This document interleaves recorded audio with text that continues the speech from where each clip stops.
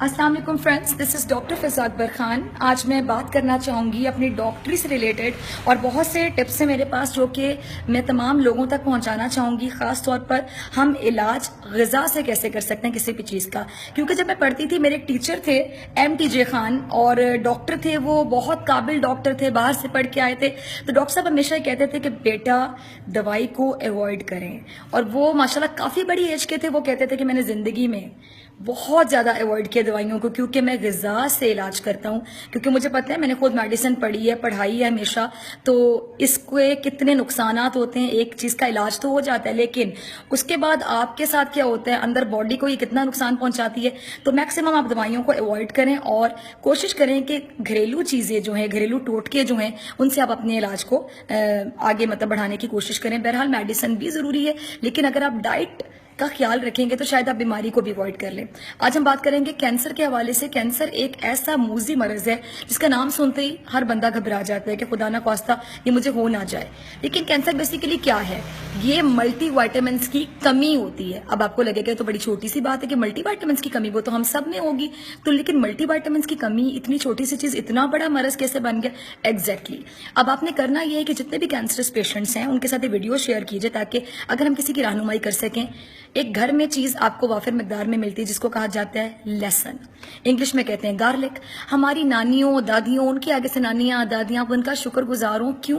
क्योंकि उन्होंने हमें हंडिया में, सालन में लहसुन, अदरक, प्याज डालने की इतनी आदत डाल दी है कि हम पाकिस्तानी लोग, एशियंस जो हैं खासतौर पर, सिर्फ पाकिस्तान की बात नहीं करती, हम लोग ये चीजें रोजाना की बुनियाद पर अपनी हंडिया में डाल के खाते हैं। लेकिन मैं हमेशा कहती हूँ कि जी, जो चीज पक जाती है उसकी इफादियत में समझ लें कि 80% कमी हो जाती है।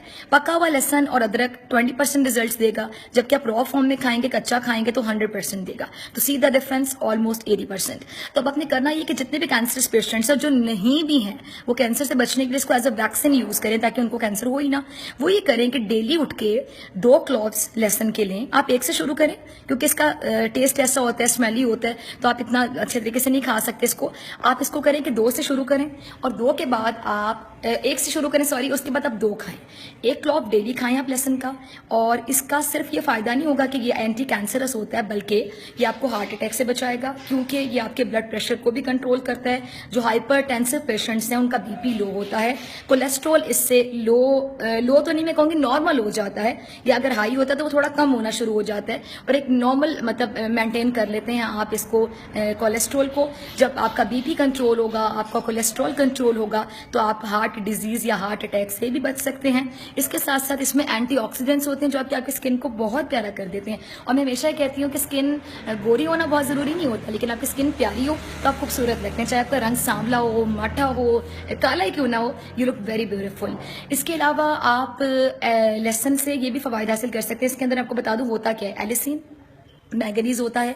मैंगनीज के अलावा इसमें विटामिन B6 होता है, विटामिन C भी होता है, इसमें फाइबर भी होता है। ये तमाम चीज़ें बहुत ज़्यादा इफादियत रखती हैं। और जिस तरह ख़वातीन की अगर बात करें, बहुत से ख़वातीन के बारे में आप कहते हैं जिसने 2 बच्चे पैदा किए और औरत बेचारी रह गई, उस खातून के लिए जारी बात है, लड़कियों में, ख़वातीन में जो बोन्स के इशूज़ हैं वो ज़्यादा होते हैं मर्द के निस्बत। और ख़वातीन कहते हैं ना, 40-45 साल की उम्र में बूढ़ी हो गई, क्योंकि वो अपनी बोन्स का ख्याल नहीं रखती हैं। तो बोन्स के जो इशूज़ है वो ख़वातीन में ज़्यादा होने शुरू हो जाते हैं। ओस्टियोपोरोसिस का डिजीज़ है, आर्थराइटिस के डिजीज़ का उनको सामना करना पड़ता है। फिर विटामिन D हम सब लोगों में, मैं यकीन से कहती हूँ 99.99% लोगों में कम होगी, क्योंकि हम धूप में बैठना पसंद ही नहीं करते। तो मैं उन ख़वातीन के लिए भी कहूँगी कि लहसुन उनके लिए भी बहुत अच्छा है कि उनके जो जितने भी बोन्स के इशूज़ हैं वो ख़त्म होना शुरू हो जाते हैं लहसुन की वजह से, अगर वो भी क्लॉव्स का इस्तेमाल करना शुरू करें।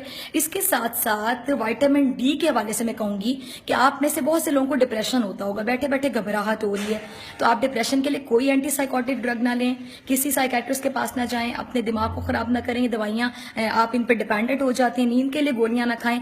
आप सिर्फ एक करें कि आप सिंपल, आप धूप में बैठें 15 मिनट, आगे सर्दियां आ रही हैं, गाजरें, मूलियां, शलजम, कैबेज, ये तमाम चीज़ें प्लेट में काटें और आराम से नमक चढ़ के खाएं। आपका विटामिन D जो सोर्स डायरेक्ट सन है, ये सन रेज हैं, इसके थ्रू जब आपकी बॉडी में विटामिन D आएगा, mark my words, with in 5 days आप खुद कहेंगे कि आपका डिप्रेशन कहाँ गया, एंजाइटी कहाँ गई। तो ये सब करें, और करने के बाद मुझे दुआओं में ज़रूर याद रखिएगा। बाय।